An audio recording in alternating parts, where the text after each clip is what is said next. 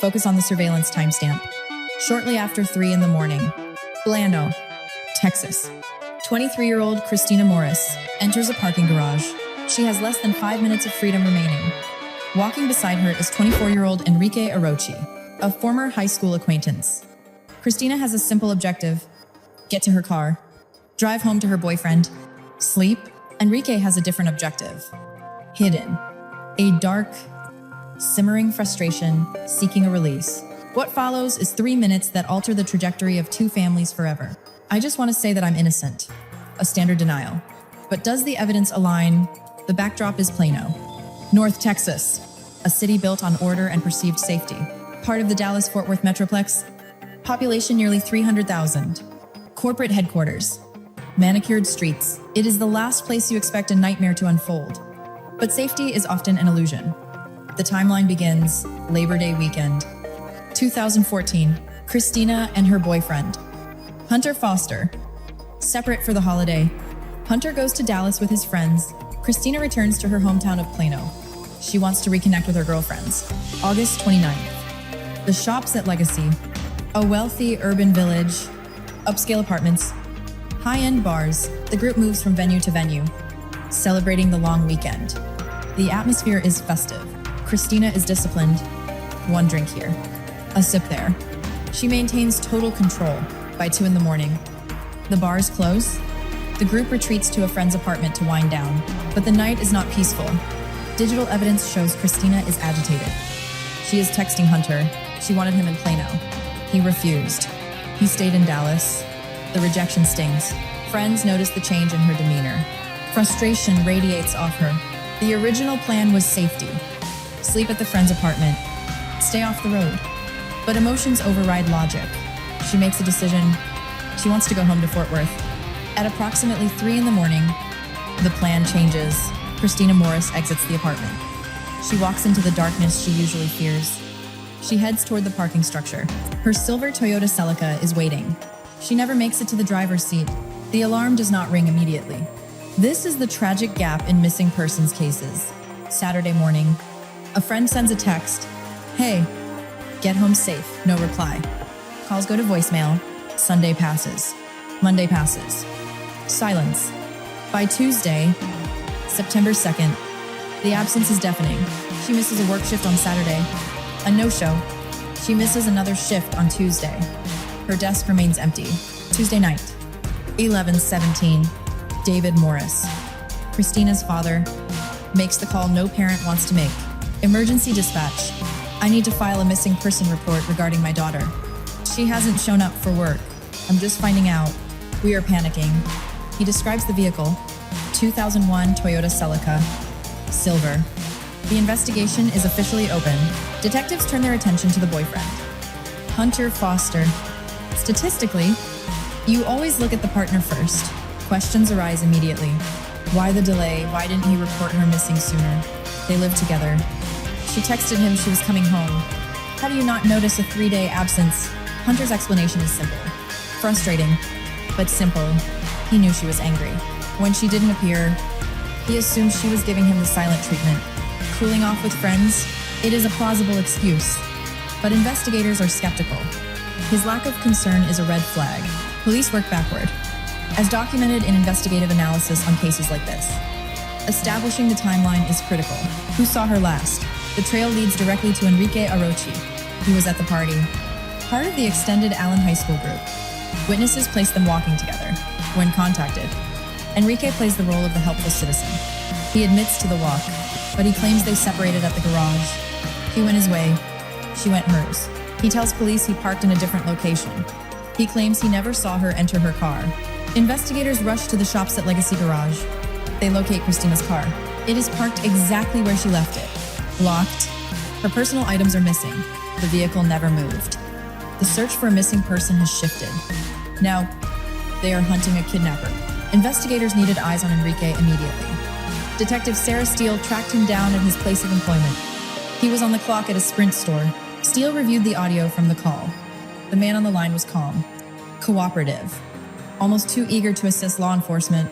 I wanted to see if I could get you to come by so we could talk to you about Christina. Steele said, direct and simple. Enrique didn't hesitate. Yeah, definitely. I want to help. He agreed to clock out early and head straight to the precinct. Steele didn't wait for the face-to-face. She pressed him for details right there on the phone. You said that you were leaving at the same time as Christina. She noted. She locked him in. And you guys walked over to where your vehicles were parked. Is that right? Enrique didn't waver? Yeah. We walked separate ways, he claimed. His story was specific. We walked until the end of the apartment complex. Then came the divergence.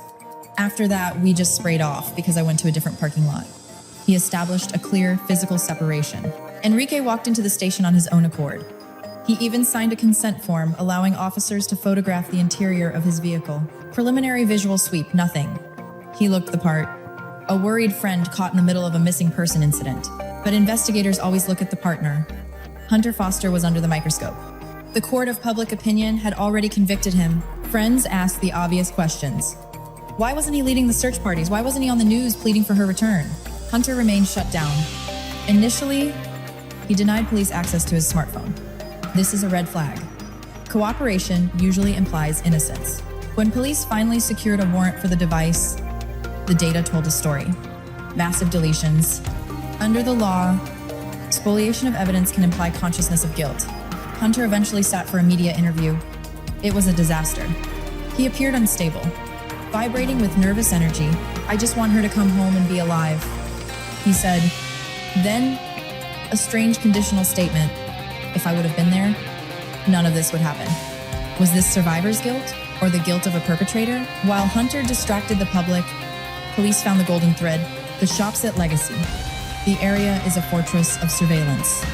Cameras cover nearly every angle. Detectives began the grind.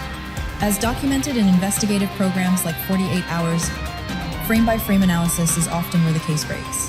What they found was a caught-on-camera moment that shattered Enrique's story. The objective footage contradicted his subjective claims. Remember, Enrique stated clearly and repeatedly, "We just split up because I went to a different part."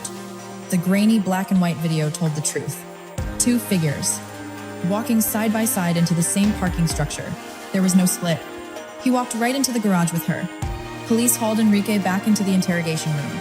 They didn't show their hand immediately. You're thinking it might be a possibility that you could have walked through this garage? Enrique's confidence evaporated. He started backpedaling. The story became fluid.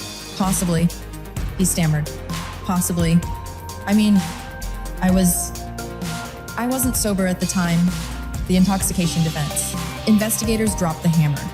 Not only did they enter together, but his vehicle, a Camaro, was recorded exiting that specific garage. The timestamp is critical here. His car left approximately 3 minutes after they walked in. 3 minutes. The detective said, "That picture is taken of you walking in that garage with Christina, and that's your car coming out." Enrique scrambled. He needed a new reality. I guess I parked there. I went to the other car and she went her way. The detective pushed closer. "You just stood there and watched where she went," Enrique deflected. "Yeah, I should have done that." They asked the million-dollar question, "Was Christina ever in your car?" He was adamant, "Not at all." No, he lied about the parking spot. He lied about the walk. Logic dictates he was lying about the vehicle. The working theory solidified. Christina was likely inside that Camaro when it exited the garage 3 minutes later. The question remains, was she there willingly? 3 minutes is a short window. Perhaps she accepted a ride from a trusted friend. Or perhaps she was forced. The case shifted to homicide. Police secured a second warrant for the Camaro. This search was invasive. They utilized luminol, a chemical agent that reacts with iron in hemoglobin, causing blood traces to glow blue. Initially, nothing. The car was pristine, remarkably clean. Too clean. It appeared deep cleaned, like someone was desperately trying to erase history. This led detectives to Enrique's residence. He lived with his parents. They targeted the trash cans outside. Inside, they found the evidence of a cover-up. Heavy-duty cleaning supplies, bleach, towels, rags. You don't throw these items away unless you are destroying biological evidence. But deep in the trash, a bigger mistake. A post-it note, written in Spanish. A bizarre to-do list, black shirt, texts, bills, and a reference to August 29th, the night of the incident. It wasn't just a checklist. It was a script for a lie. Enrique wore a black shirt that night. He was memorizing his alibi. But the note mentioned bills. That gave detectives an angle. They pulled his bank statements, and credit history to map his exact movements after the incident.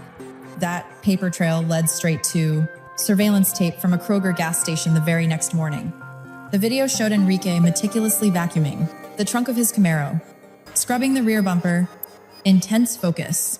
Asterisk, asterisk, asterisk, asterisk, ask yourself, why is a hungover college kid deep cleaning a car trunk at dawn? This is a massive red flag for crime scene cleanup. Police seized the Camaro for round 3. They were done asking nicely. On September 26th, technicians cut out pieces of the trunk mat and shipped them to a private forensic lab. While the science worked, Enrique went on the attack. He felt the pressure mounting. He launched a media blitz to control the narrative. I'm innocent. I didn't touch Christina Morris, he told the cameras. He tried to spin the lies as confusion. I didn't fake anything, he claimed. I just forgot where I parked. I'm easily distracted. Bad sense of direction. It was a flimsy excuse. Enrique was a Plano local. He knew these streets. He played the victim card. They've got it wrong. They're trying to pin this on me, pressuring me to admit things I don't. No, he said, referencing the Morris family. They've blasted my name everywhere. People think I'm a monster, but I'm actually one of the nicest guys you'll ever meet. When reporters asked if he hurt her, he doubled down. No, I wouldn't hurt a fly. Nothing. The public didn't buy it. Neither did the cops. Detectives ran a digital warrant, pulling tower dumps for both Enrique and Christina. The data painted a grim picture. 1 hour after leaving the garage, both phones hit the exact same tower north of the shops at Legacy. They were moving in tandem. Then, at 5:30 a.m., Christina's signal died. Battery drained or destroyed, Enrique's phone tracked back to his house. He showed up to work the next day at 11 a.m., 3 hours late. His colleagues noticed something off. He was limping. Visible scratches on his arms and face. They said he looked messed up. When detectives asked about the wounds, Enrique said a tire fell on him during repairs. It was heavy. Just landed wrong. He gave vague gestures. Another convenient lie. Police found a fresh dent on the Camaro. Enrique blamed the tire again. Forensics disagreed. The damage was consistent with a violent struggle or striking a human body. Then, a curveball threatened to derail the case. Good evening. I'm Clarice Tinsley, the boyfriend of Christina Morris, missing for over 3 months, has been arrested in a narcotics sting. Hunter Foster was in handcuffs. The media frenzy ignited. Was the boyfriend actually the killer? But the charge wasn't murder. It was distribution. Hunter was a key player in a massive Dallas drug ring. He'd been selling to undercovers. Those text messages he deleted, not about Christina. They were drug deals. Hunter was a felon. Sure. But his alibi for the murder held up. He was dealing product miles away when Christina disappeared. Police cleared him of the kidnapping. That left one target. December 2014. The lab report arrived. This was the break they needed. As documented in shows like Time's Final Moments Asterisk, physical evidence is king. The trunk samples were a positive match for Christina Morris. Her DNA inside his car. Enrique Arochi was arrested. Charge aggravated kidnapping. They couldn't file murder charges yet. One crucial element was missing. They had no body. The affidavit exposed the motive. Witness Jessica Boss told detectives that Enrique made aggressive passes at her during the party. She shut him down hard in front of the group. Enrique walked away humiliated, angry. Detectives theorized that when he ended up alone with Christina, that rage boiled over. He saw a chance to take control, to exert power after a public rejection, while Enrique sat in a cell on a $1 million bond. His family claimed he was suicidal, but he wouldn't talk. He refused to give up Christina's location. For 2 agonizing years, the Morris family waited. Conducting weekend searches, volunteers combed the North Texas fields, marshes. Volunteers combed every inch. Her mother made a vow, we are bringing Christina home. Why? Because our will is stronger than his silence. 2 years passed. The trial began. The prosecution faced a steep climb. Legal. It is difficult to prove kidnapping without a victim to testify and without a body to prove a crime occurred. Then, a twist. A bizarre detail entered the record. Prosecutors presented an olive jar, found in Enrique's bedroom, hidden inside a shoe. Contents paper scraps. cinnamon, and oil. An investigator took the stand. His theory: witchcraft.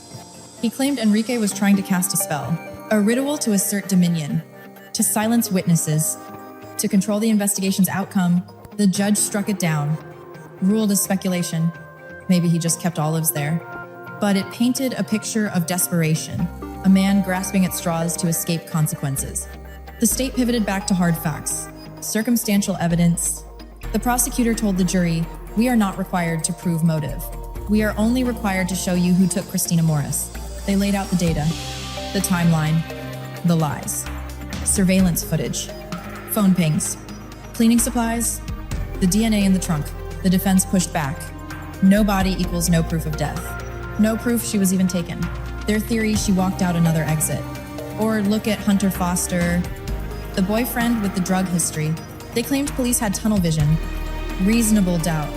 But the jury saw through the smoke. The web of lies collapsed. Verdict: guilty of aggravated kidnapping. The severity of the crime was undeniable. We proved who took Christina Morris. August 30th, 2014. The early morning hours. The evidence points to one man, Enrique Arochi. The judge showed no leniency. Life in prison, parole eligibility, not until the year 2046. A victory, but a hollow one. Christina was still missing. Enrique maintained his innocence. He refused to talk. The search continued. Week after week, high grass, dense woods. March 7th, 2018. Nearly 4 years since she vanished. A breakthrough. Anna, Texas. 10 miles north of Plano. Crews clearing brush for a new development found something. Skeletal remains. The Collin County medical examiner arrived on scene. Confirmed. It was Christina Morris. She had been there the whole time, concealed in the brush where he dumped her. Official statement: the remains have been positively identified as Christina Morris. Forensics has limits. Due to advanced decomposition and the passage of time, the evidence was degraded. Cause of death undetermined. The medical examiner could not scientifically say how she passed away, because the exact cause could not be proven. Prosecutors opted not to pursue a separate murder charge. Legal reality: it was unlikely he would ever see freedom anyway. He is already serving life. Christina was finally brought home, ending the family's agonizing wait. This case is a terrifying reminder. A normal night can turn into a nightmare in seconds. Enrique Arochi, described as nice, quiet, but he harbored a deadly rage. He attacked an innocent friend. Why entitlement? He felt denied the female attention he thought he deserved. Christina had a future, daughter, friend, young professional. Now, she is a memory. Enrique Arochi is just a number in the Texas prison system. The darkness claimed her, but the light of her family's persistence ensured she was never forgotten.